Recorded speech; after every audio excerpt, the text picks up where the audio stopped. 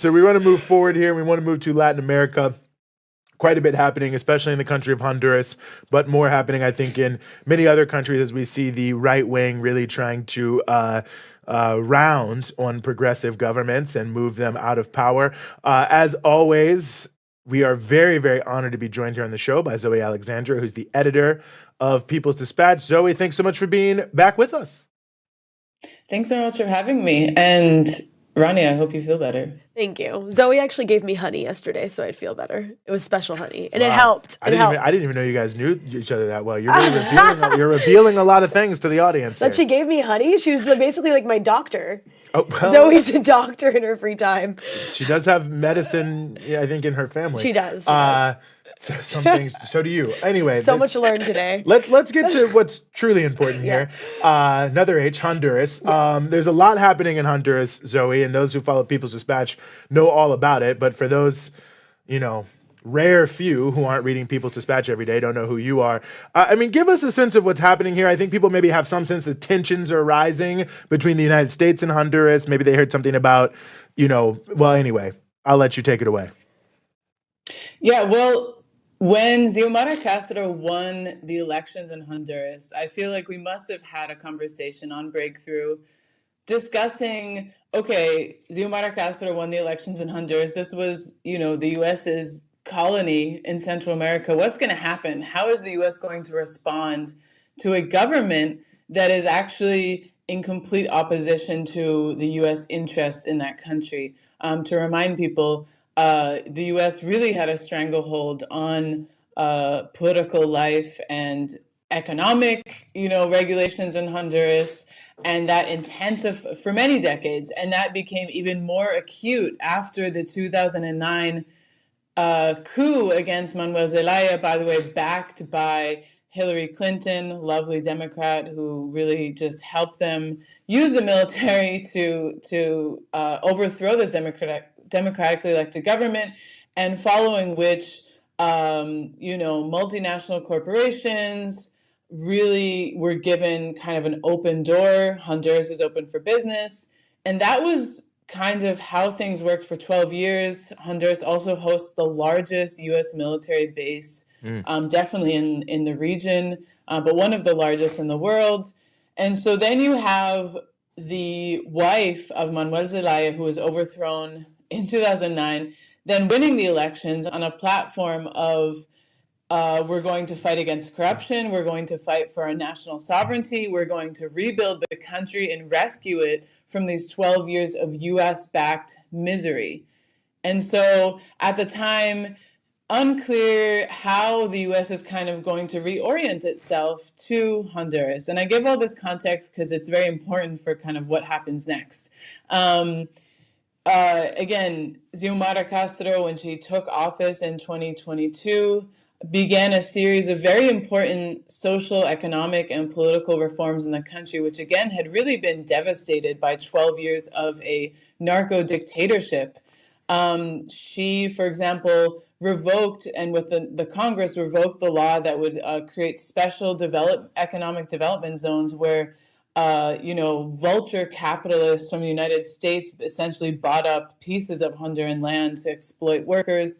A lot of very important moves which challenged the reign of multinational corporations and Western businessmen to essentially use Honduras as their playground.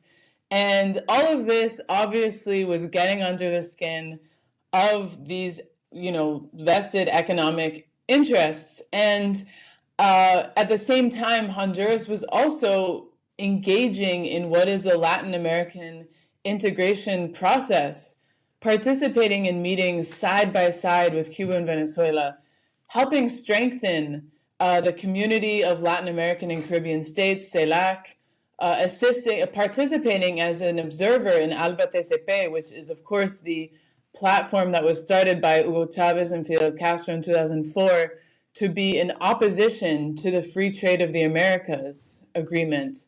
So little by little, it's becoming clear that actually Xiomara Castro is going to follow on her word and really present this existential threat to U.S. interests. And again, it wasn't, there are little signs here and there. How are they going to move? And it wasn't till some Honduran officials visited Venezuela following the elections that were held on July 28th, visited Venezuela in August, meeting with the defense minister of Venezuela, a bilateral meeting. Very normal. Two countries with bilateral relationships, with a lot of things in common, with, in the same region, a lot of the similar issues that they're facing: crime, drug trafficking, US-backed threats to their stability. And after this meeting that was held between the defense ministers of Honduras and Venezuela, a familiar thing happens, a familiar thing in history, in Latin American history, which is that the US ambassador that's in Honduras decides that it is her duty to essentially criticize the decision of a sovereign government, Honduran government, to have meetings. And the US ambassador essentially talks to Honduran press, which a lot of the Honduran media is controlled by these right-wingers who were ousted, essentially, who were kicked to the curb in the elections in 2021, who are just waiting to get back in power. She says to Honduran media that it's very worrying, it's very concerning that members of the Honduran government met with known drug traffickers in Venezuela. It's very concerning that these meetings were taking place when these are people who who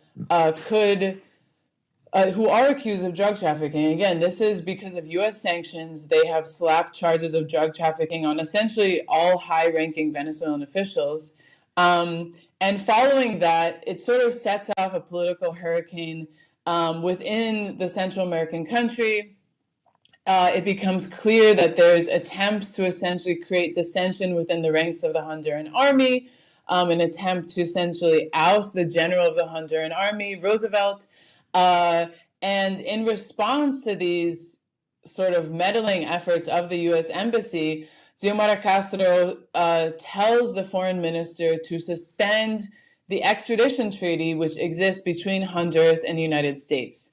Extradition treaties essentially saying that the US can try people of Honduras in cases of drug trafficking and have them be extradited to the US, where they can be tried and convicted in court, which is what happened with Juan Orlando Hernandez.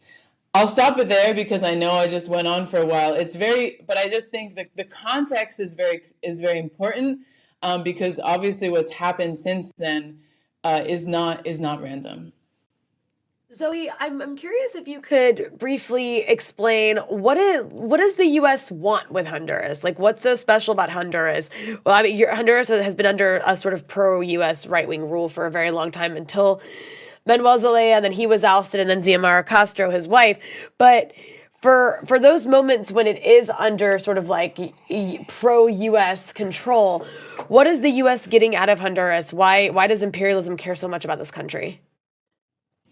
Well, Honduras was a very useful country in many crucial parts of U.S. history. It has served as kind of this lily pad historically when, for example, El Salvador and Nicaragua were waging struggles for liberation, struggles against the local oligarchy, which was backed by the United States, guerrilla war. Honduras served as essentially, again, this lily pad for U.S. to coordinate counterinsurgency efforts. Again, it has the largest military base, so a lot of training going on there.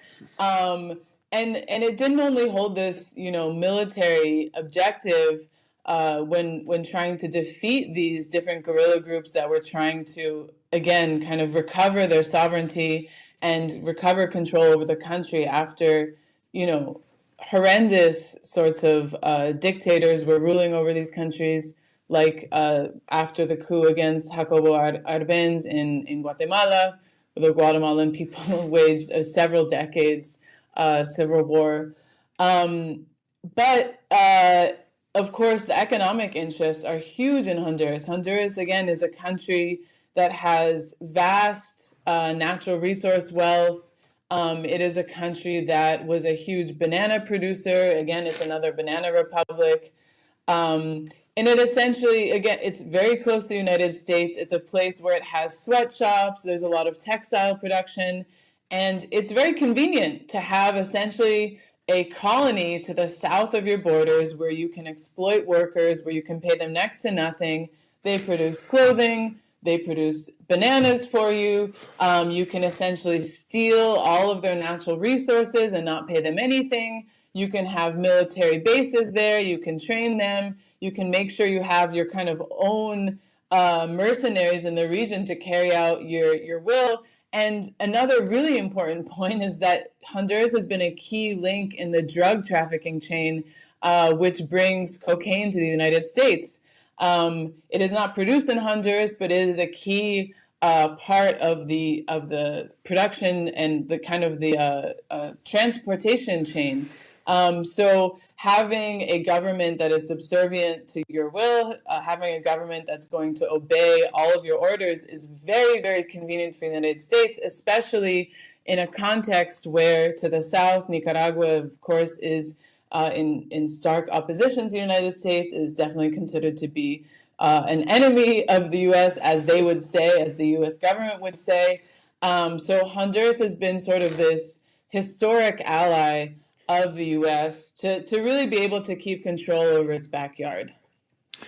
Well, and let me ask you this as well here as we come to a close. I mean, obviously we can't talk about any of these all these individual situations, but I mean, what we're seeing in Honduras, we saw, for instance, the president of the Mexican Senate speak out in solidarity with Xiomara Castro. And of course, there you have the right wing making various moves. You've got Colombia, where the right wing is using the legal system in particular, amongst many other extra legal things, to try to hobble any progressive change. The things that have already been going on in Ecuador. I mean, it feels that, in the context of maybe the past couple years, where we had sort of a resurgence of the pink tide, now we seem to be seeing almost like a reconsolidation, the Empire Strikes Back effect, if you will, by the right wing in Latin America and their U.S. friends here against the processes that continue coming from below.